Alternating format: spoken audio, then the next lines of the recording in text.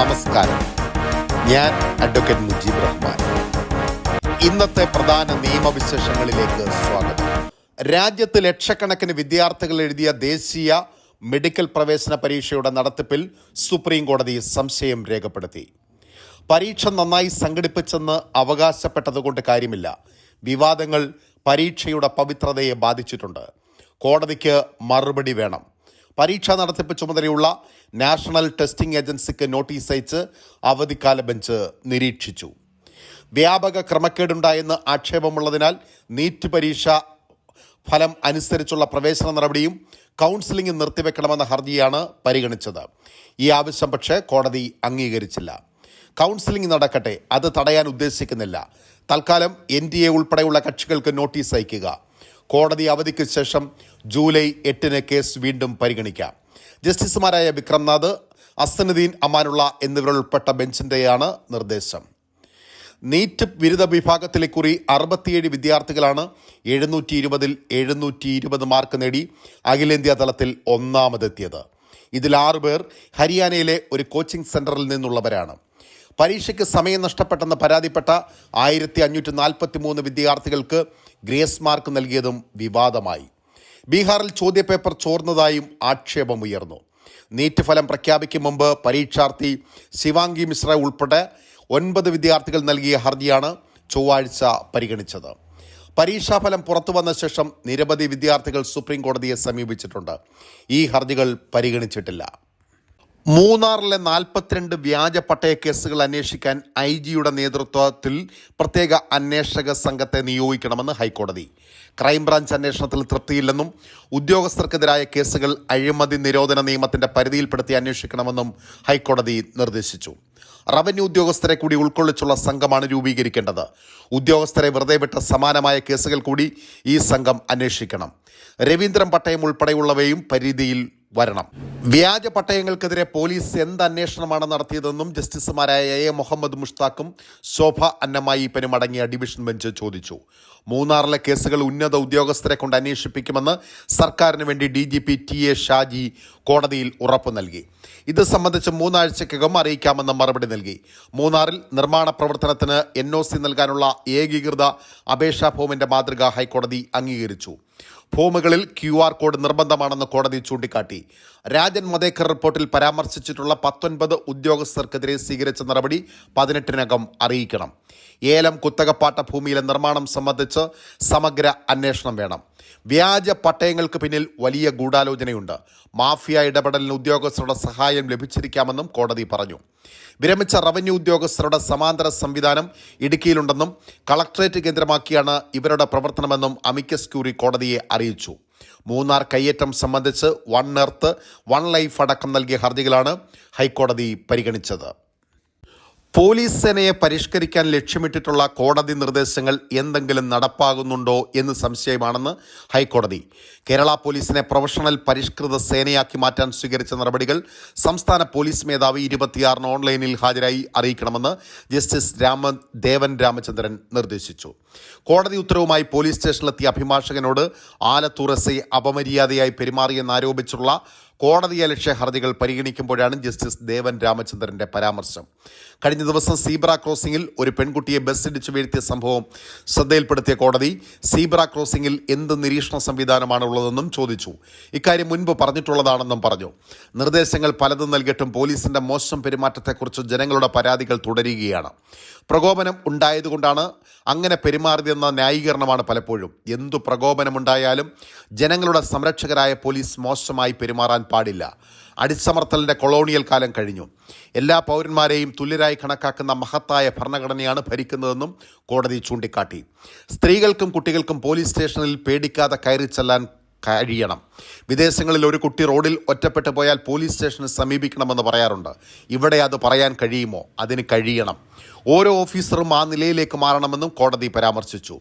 പോലീസിനെതിരെയുള്ള പരാതികളിൽ സ്വീകരിച്ച അച്ചടക്ക നടപടികൾ DGP നേരത്തെ വിശദീകരിച്ചിരുന്നു. എന്നാൽ വ്യക്തിഗത നടപടി മാത്രം പോരെന്നും മോശം പെരുമാറ്റങ്ങൾ പൊതുവിൽ വിലയിരുത്തി പോലീസിനെ പരിഷ്കൃതരാക്കാൻ നടപടിയെടുക്കണമെന്നും കോടതി നിർദ്ദേശിച്ചു. ഹർജികളിൽ രേഖാമൂലം വിശദീകരണം നൽകാൻ എതിർകക്ഷികൾക്ക് കോടതി നിർദ്ദേശം നൽകി.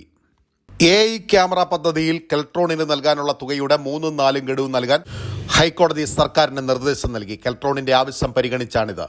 AI ക്യാമറ സ്ഥാപിച്ചതിൽ ക്രമക്കേട് ആരോപിച്ച് പ്രതിപക്ഷ നേതാവ് VD സതീശനും രമേശ് ചെന്നിത്തലയും നൽകിയ ഹർജിയാണ് chief justice Ashish J Desai, justice VG Arun എന്നിവരുൾപ്പെട്ട ഡിവിഷൻ ബെഞ്ച് പരിഗണിച്ചത്. AI ക്യാമറ പദ്ധതിയുടെ കരാറുകാർക്ക് കോടതിയുടെ തുടർ ഉത്തരവില്ലാതെയോ കോടതിയെ അറിയിക്കാതെയോ പണം നൽകുന്നത് ഹൈക്കോടതി നേരത്തെ തടഞ്ഞിരുന്നു. ഈ സാഹചര്യത്തിലായിരുന്നു കെൽട്രോൺ ആവശ്യമുന്നയിച്ചത്. 1-2 ഗഡുവായി 11 കോടിയിലധികം രൂപ വീതം നൽകാൻ ഹൈക്കോടതി നേരത്തെ അനുമതി നൽകിയിരുന്നു. അടുത്ത 2 ഗഡുക്കൾ കൂടി നൽകാനാണ് വീണ്ടും അനുമതി. എന്നാൽ പണം വിനിയോഗിക്കരുതെന്ന് ഹൈക്കോടതി നിർദ്ദേശിച്ചിട്ടുണ്ട്. ഹർജി ജൂലൈ 25-ന് വീണ്ടും പരിഗണിക്കും. ചട്ടം ലംഘിച്ചാണ് കെ ഫണ്ട് പദ്ധതിക്ക് കരാർ നൽകിയിരിക്കുന്നതെന്നും സർക്കാരിനെ നിയന്ത്രിക്കുന്നവരുമായി ബന്ധമുള്ള കമ്പനികൾക്കാണ് കരാർ അനുവദിച്ചിരിക്കുന്നതെന്നും ഉൾപ്പെടെ ചൂണ്ടിക്കാട്ടി VD സതീശൻ നൽകിയ ഹർജിയും പിന്നീട് പരിഗണിക്കാനായി ഹൈക്കോടതി മാറ്റി. ലൈംഗിക പീഡന വീഡിയോ പ്രചരിപ്പിക്കുന്നത് അപകടകരവും ഗുരുതരവുമായ തിന്മയാണെന്ന് കർണാടക ഹൈക്കോടതി. രാഷ്ട്രീയ വൈരത്തിന്റെ പേരിൽ മോശമായി ചിത്രീകരിക്കപ്പെട്ടാൽ പുരുഷന് ഒന്നും നഷ്ടപ്പെടാനില്ല. എന്നാൽ സ്ത്രീയുടെ സ്ഥിതി അതല്ലെന്നും ജനതാദൾ മുൻ MP പ്രജ്വൽ രേവണ്ണ ഉൾപ്പെട്ട ലൈംഗിക പീഡന കേസ് പരിഗണിക്കുന്നതിനിടെ ജസ്റ്റിസ് M നാഗപ്രസന്ന വിലയിരുത്തി. പ്രജ്വൽ സ്വയം ചിത്രീകരിച്ച 200-ലധികം സ്ത്രീകൾ ഉൾപ്പെട്ട ലൈംഗിക പീഡന വീഡിയോകൾ പ്രചരിപ്പിച്ചെന്ന കേസിൽ ജാമ്യം തേടി ഹാസൻ സ്വദേശിയായ BJP പ്രവർത്തകൻ ശരത്ത് സമർപ്പിച്ച ഹർജിയാണ് കോടതി പരിഗണിച്ചത്. കുറ്റകൃത്യത്തിൽ ശരത്തിന്റെ പങ്ക് വ്യക്തമാക്കുന്ന തെളിവുകൾ സർക്കാർ അഭിഭാഷകൻ കോടതി മുൻപാകെ ഹാജരാക്കി. ഈ കേസിൽ പ്രജ്വലിന്റെ മുൻ ഡ്രൈവർ കാർത്തിക് ഗൌഡ, നവീൻ ഗൌഡ, ചേതൻ എന്നിവർ നേരത്തെ അറസ്റ്റിലായിരുന്നു. ശബരിമല തീർത്ഥാടനത്തിന് അനുമതി നൽകണമെന്നാവശ്യപ്പെട്ട് 10 വയസ്സുകാരി സമർപ്പിച്ച ഹർജി ഹൈക്കോടതി തള്ളി. ശബരിമല സ്ത്രീ പ്രവേശനം സുപ്രീം കോടതി വിശാല ബെഞ്ചിന്റെ പരിഗണനയിലാണെന്നത് ചൂണ്ടിക്കാട്ടിയാണ് ഹൈക്കോടതിയുടെ നിലപാട്. 10 വയസ്സാണ് പ്രായമെന്നും ആദ്യ ആർത്തവം ഉണ്ടാകാത്തതിനാൽ പ്രായപരിധി പരിഗണിക്കാതെ മല കയറാൻ അനുവദിക്കണമെന്നുമായിരുന്നു കർണാടക സ്വദേശിനിയായ പെൺകുട്ടിയുടെ ആവശ്യം. 10 വയസ്സിന് മുമ്പ് കോവിഡ് കാലത്ത് ശബരിമലയിലെത്താൻ ആഗ്രഹിച്ചതാണെന്നും അച്ഛൻ്റെ ആരോഗ്യ പ്രശ്നങ്ങളും സാമ്പത്തിക ബുദ്ധിമുട്ടും കാരണം നടന്നില്ലെന്നും ഹർജിയിൽ പറഞ്ഞു. ഇത്തവണ തന്നെ മല കയറാൻ അനുവദിക്കണമെന്ന് തിരുവിതാംകൂർ ദേവസ്വത്തോട് കോടതി നിർദ്ദേശം നൽകണമെന്നാണ് പെൺകുട്ടിയുടെ ആവശ്യം. തിരുവിതാംകൂർ ദേവസ്വം ഇക്കാര്യത്തിൽ തീരുമാനമെടുത്തിരുന്നില്ല. ഇതോടെയാണ് കോടതിയെ സമീപിച്ചത്. ആചാരങ്ങൾ പാലിച്ച് മല കയറാൻ കഴിയുമെന്നും 10 വയസ്സെന്ന പ്രായപരിധി സാങ്കേതികമെന്നും പെൺകുട്ടി കോടതിയിൽ ചൂണ്ടിക്കാട്ടി. എന്നാൽ 10 വയസ്സ് മുതൽ 50 വയസ്സ് വരെ സ്ത്രീകൾക്ക് പ്രവേശനമില്ലെന്ന തിരുവിതാംകൂർ ദേവസ്വം നിലപാടിൽ ഇടപെടാനാവില്ലെന്ന് ഹൈക്കോടതി ഡിവിഷൻ ബെഞ്ച് വ്യക്തമാക്കി. വിഷയം സുപ്രീം കോടതിയുടെ വിശാല ബെഞ്ചിലാണെന്ന് ചൂണ്ടിക്കാട്ടിയാണ് justice Anil K Narendran, justice Harishankar V Menon എന്നിവരടങ്ങിയ ഡിവിഷൻ ബെഞ്ച് ഹർജി തള്ളിയത്. 2047 ആകുമ്പോഴേക്കും ഇന്ത്യയെ ഒരു ഇസ്ലാമിക് സ്റ്റേറ്റാക്കി മാറ്റാൻ PFI ഗൂഢാലോചന നടത്തിയെന്ന് ബോംബെ ഹൈക്കോടതി. പോപ്പുലർ ഫ്രണ്ട് ഓഫ് ഇന്ത്യ പ്രവർത്തകരെന്ന് ആരോപിക്കപ്പെടുന്ന 3 അംഗങ്ങളുടെ ജാമ്യാപേക്ഷ മുംബൈ ഹൈക്കോടതി തള്ളിക്കൊണ്ടാണ് ഇങ്ങനെ ഒരു പരാമർശം നടത്തിയത്. 2047 ഇന്ത്യയെ ഇസ്ലാമിക് സ്റ്റേറ്റാക്കി മാറ്റാൻ PFI നടത്തിയ ഗൂഢാലോചനയിൽ ഇവർ പങ്കെടുത്തു എന്നതിന് പ്രഥമ ദൃഷ്ട്യാ ശക്തമായ തെളിവുകളുണ്ടെന്നും കോടതി നിരീക്ഷിച്ചു. 2047 ഇന്ത്യയെ ഒരു ഇസ്ലാമിക് സ്റ്റേറ്റാക്കി മാറ്റാനുള്ള PFIയുടെയും അതിൻ്റെ അംഗങ്ങളുടെയും ഉദ്ദേശം ഉറുദു ഭാഷയിലുള്ള ഡോക്യുമെന്റിൽ കാണിക്കുന്നതായും കോടതി കണ്ടെത്തി. രാജ്യദ്രോഹ കേസിൽ വിദ്യാർത്ഥി നേതാവ് ഷർജീൽ ഇമാമിന് ജാമ്യം നിഷേധിക്കാൻ ഒരു ന്യായവുമില്ലെന്ന് ഡൽഹി ഹൈക്കോടതി. ഷർജീലിനെതിരായ ഗുരുതര ആരോപണങ്ങൾ വിചാരണ കോടതിയെ സ്വാധീനിച്ചെന്നും കോടതി നിരീക്ഷിച്ചു. കേസിൽ മെയ് 29-ന് ഹൈക്കോടതി ജാമ്യം അനുവദിച്ചിരുന്നു. കഴിഞ്ഞ ദിവസമാണ് വിശദമായ ഉത്തരവ് പുറത്തു വന്നത്. 2020-ൽ ഡൽഹിയിൽ നടന്ന കലാപത്തിൽ പങ്ക് ആരോപിച്ചായിരുന്നു JNUവിൽ ഗവേഷക വിദ്യാർത്ഥിയായിരുന്ന ഷർജീൽ ഇമാമിനെ പോലീസ് അറസ്റ്റ് ചെയ്തത്. 2019-ൽ പൗരത്വ സമരത്തിനിടെ ഡൽഹിയിലെ ഷാഹീൻ ബാഗിൽ ഉൾപ്പെടെ നടത്തിയ പ്രസംഗമായിരുന്നു കേസിനാസ്പദമായത്. കേസിൽ 4 വർഷം തടവിൽ കഴിഞ്ഞ ശേഷമാണ് കഴിഞ്ഞ മാസം അവസാനത്തിൽ ഡൽഹി ഹൈക്കോടതി ജാമ്യം അനുവദിച്ചത്. രാജ്യദ്രോഹം, UAPA വകുപ്പുകളാണ് വിദ്യാർത്ഥി നേതാവിനെതിരെ ചുമത്തിയിരിക്കുന്നത്. സുരേഷ് കുമാർ കേട്ട്, മനോജ് ജെയിൻ എന്നിവരടങ്ങിയ ബെഞ്ചാണ് ഷർജീലിന് ജാമ്യം നൽകിയത്. ആരോപണങ്ങൾ ഗുരുതരമാണെന്നതുകൊണ്ട് മാത്രം ജാമ്യം അനുവദിക്കാതിരിക്കാൻ ന്യായമില്ലെന്ന് ബെഞ്ച് വ്യക്തമാക്കി. ഒരു വിചാരണ തടവുകാരനെയും പരമാവധി ശിക്ഷാ കാലയളവിൻ്റെ പാതിക്കപ്പുറം തടങ്കലിൽ വെക്കരുതെന്ന ആശയത്തിലാണ് CRPC നടപ്പാക്കിയിട്ടുള്ളത്. അതിനപ്പുറം തടവിൽ നിർത്തണമെങ്കിൽ യുക്തിസഹമായ കാരണങ്ങൾ വേണം. ഇപ്പോഴത്തെ കേസിൽ യുവാവിന് ജാമ്യം നൽകാതെ ജയിലിൽ തന്നെ നിർത്താൻ തക്ക കാരണമൊന്നും കണ്ടെത്താനായിട്ടില്ല. ഷർജീലിനെതിരായ ആരോപണങ്ങൾ ഗൗരവമാണെന്ന ചിന്തയിലാണ് കലാപത്തിലേക്ക് നയിച്ച പ്രകോപനപരമായ പ്രസംഗം നടത്തിയത് കാണിച്ച് കോടതി ജാമ്യാപേക്ഷ നിരസിച്ചതെന്നും കോടതി നിരീക്ഷിച്ചു. 2019 ഡിസംബർ 13-ന് ജാമിയ മില്ലിയയിലും ഡിസംബർ 16-ന് അലിഗഡ് സർവകലാശാലയിലും ഷർജീൽ നടത്തിയ പരാമർശങ്ങൾ ചിലർ വലിയ രാഷ്ട്രീയ ആയുധമാക്കിയിരുന്നു. ആസാമിനെയും മറ്റു വടക്കുകിഴക്കൻ സംസ്ഥാനങ്ങളെയും ഇന്ത്യയിൽ നിന്ന് വിഭജിക്കുമെന്ന പ്രസംഗത്തിൽ ഭീഷണിപ്പെടുത്തിയെന്നായിരുന്നു ആരോപണം.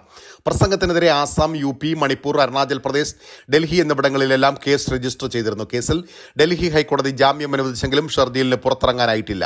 2020 ഡൽഹി കലാപത്തിലെ ഗൂഢാലോചന കേസിൽ ഇനിയും ജാമ്യം ലഭിച്ചിട്ടില്ല. യാക്കോബായ ഓർത്തഡോക്സ് പള്ളിത്തർക്കത്തിൽ സുപ്രീംകോടതി ഉത്തരവ് നടപ്പാക്കാത്തതിൽ സർക്കാരിന് രൂക്ഷ വിമർശനം. എന്നാൽ പള്ളിത്തർക്കം സമവായത്തിലൂടെ പരിഹരിക്കാനുള്ള ശ്രമം തുടരുകയാണെന്ന് സർക്കാർ ഹൈക്കോടതിയിൽ വ്യക്തമാക്കി. സുപ്രീംകോടതി ഉത്തരവനുസരിച്ച് യാക്കോബായ സഭയുടെ കൈവശമുള്ള പള്ളികൾ ഏറ്റെടുത്ത് കൈമാറാത്ത സർക്കാർ നടപടി ചോദ്യം ചെയ്ത് ഓർത്തഡോക്സ് വിഭാഗം സമർപ്പിച്ച കോടതിയലക്ഷ്യ ഹർജികളാണ് ഹൈക്കോടതിയുടെ സിംഗിൾ ബെഞ്ച് പരിഗണിച്ചത്. ഉത്തരവ് നടപ്പാക്കാൻ വൈകുന്നത് സർക്കാരിന്റെ കഴിവുകേടാണെന്ന വിമർശനവും കോടതി പറഞ്ഞു. ക്രമസമാധാന പ്രശ്നമുണ്ടാകുമെന്ന് പറഞ്ഞ് എത്രകാലം മാറി നിൽക്കുമെന്നും ഭരണഘടനാപരമായ ഉത്തരവ് നടപ്പാക്കാതെ യാക്കോബായ സഭക്കാരെ സ്വാധീനിക്കാനാണോ സർക്കാർ ശ്രമിക്കുന്നതെന്നും ജസ്റ്റിസ് ദേവൻ രാമചന്ദ്രൻ ചോദിച്ചു. ഇന്ത്യൻ ഭരണഘടനയാണ് പ്രധാനമെന്നും ജില്ലാ കളക്ടറാണ് ഇക്കാര്യത്തിൽ നടപടിയെടുക്കേണ്ടതെന്നും ഓർമ്മപ്പെടുത്തി. 2 ആഴ്ചയ്ക്കുള്ളിൽ വിധി നടപ്പാക്കാനാണ് ശ്രമിക്കുന്നതെന്ന് സർക്കാർ കോടതിയെ അറിയിച്ചു. അനാവശ്യ ബലപ്രയോഗത്തിലൂടെ ഉത്തരവ് നടപ്പാക്കാൻ ശ്രമിക്കരുതെന്നും സ്വീകരിച്ച നടപടികൾ റിപ്പോർട്ടായി നൽകണമെന്നും കോടതി നിർദ്ദേശിച്ചു. സഹകരണ സംഘങ്ങൾ വിവരാവകാശ നിയമത്തിന്റെ പരിധിയിൽ വരില്ലെന്ന മദ്രാസ് ഹൈക്കോടതി. മയിലാടുതുറൈ സീർക്കാഴിയിലെ മാതാനം പ്രാഥമിക കാർഷിക സഹകരണ സംഘം പ്രസിഡന്റ് സമർപ്പിച്ച റിട്ട് ഹർജിയിലാണ് വിധി. സഹകരണ സംഘങ്ങൾ പൊതുസ്ഥാപനത്തിന്റെ നിർവചനത്തിൽ ഉൾപ്പെടുന്നില്ലെന്ന് ചൂണ്ടിക്കാട്ടിയ കോടതി അതിനാൽ വിവരാവകാശ നിയമം ബാധകമാകില്ലെന്ന് വ്യക്തമാക്കി. വായ്പകളുടെ വിശദാംശങ്ങൾ വെളിപ്പെടുത്തണമെന്നാവശ്യപ്പെട്ടിട്ടുള്ള തമിഴ്നാട് വിവരാവകാശ കമ്മീഷൻ ഉത്തരവ് റദ്ദാക്കി. 2013 കേരളത്തിൽ സമാന കേസിലുണ്ടായ സുപ്രീം കോടതി വിധിയും ഇതിനെ തുടർന്നുള്ള 2015 മദ്രാസ് ഹൈക്കോടതിയുടെ മറ്റൊരു വിധിയും ഉദ്ധരിച്ചായിരുന്നു ജസ്റ്റിസ് V. ഭവാനി സുബ്ബരായന്റെ വിധി. കാർഷിക വായ്പകൾ നൽകിയതിനെക്കുറിച്ച് അംഗമായ ജീവ എന്നയാൾ സഹകരണ സംഘം ഡെപ്യൂട്ടി രജിസ്ട്രാർക്ക് വിവരാവകാശ നിയമപ്രകാരം അപേക്ഷ നൽകിയിരുന്നു. 2015 2021 ഇടയിൽ നൽകിയ വായ്പകളെക്കുറിച്ചും ഇതിനായി സമർപ്പിച്ച സ്വത്തുരേഖകളുടെ വിശദാംശങ്ങളുമാണ് ജീവ ആവശ്യപ്പെട്ടത്. വ്യാജ സ്വത്തുരേഖകൾ ഉപയോഗിച്ച് വായ്പകൾ നൽകിയിട്ടുണ്ടെന്ന തന്റെ വാദം ഉറപ്പിക്കാനായിരുന്നു ജീവയുടെ ശ്രമം. ആദ്യം സഹകരണ സംഘം ഡെപ്യൂട്ടി രജിസ്ട്രാർ, ജോയിന്റ് രജിസ്ട്രാർ എന്നിവരെ സമീപിച്ചുവെങ്കിലും ഫലം ലഭിക്കാത്തതിനാലാണ് വിവരാവകാശ കമ്മീഷനെ സമീപിച്ചത്. തുടർന്നാണ് വിവരങ്ങൾ വെളിപ്പെടുത്താൻ കമ്മീഷൻ സഹകരണ സംഘത്തോട് ഉത്തരവിട്ടത്. ഇതിനെതിരെയായിരുന്നു റിട്ട് ഹർജി. നഗരത്തിലെ പ്രധാന റോഡുകളുടെ നടപ്പാതകളുടെ സ്ഥിതി സംബന്ധിച്ച് റിപ്പോർട്ട് നൽകാൻ ഹൈക്കോടതി എറണാകുളം ജില്ലാ കളക്ടറോട് നിർദ്ദേശിച്ചു. റോഡുകളുടെ ശോച്യാവസ്ഥയുമായി ബന്ധപ്പെട്ട ഹർജിയിലാണ് ജസ്റ്റിസ് ദേവൻ രാമചന്ദ്രന്റെ നടപടി. ഏതാനും ദിവസം മുമ്പ് പാലാരിവട്ടത്ത് ഓടയുടെ സ്ലാബിനിടയിൽ യാത്രക്കാരുടെ കാൽ കുടുങ്ങിയ സംഭവം കോടതി പരാമർശിച്ചു. ഇത്തരം സംഭവങ്ങൾ ആവർത്തിക്കരുത്. ഓടയിൽ വീഴാതെ യാത്രക്കാരി അത്ഭുതകരമായാണ് രക്ഷപ്പെട്ടതെന്നും കോടതി പരാമർശിച്ചു. തക്ക സമയത്ത് സഹായം കിട്ടിയതാണ് തുണയായത്. ഈ നൂറ്റാണ്ടിലും ഇത്തരം സംഭവങ്ങൾ ഉണ്ടാകുന്നത് നാണക്കേടാണ്. നഗരത്തിലെ നടപ്പാതകളുടെ സ്ഥിതി പരിതാപകരമാണ്. റോഡെന്നാൽ വാഹനം ഓടിക്കുന്ന ഭാഗം മാത്രമല്ല, നടപ്പാത കൂടി ചേർന്നതാണ്.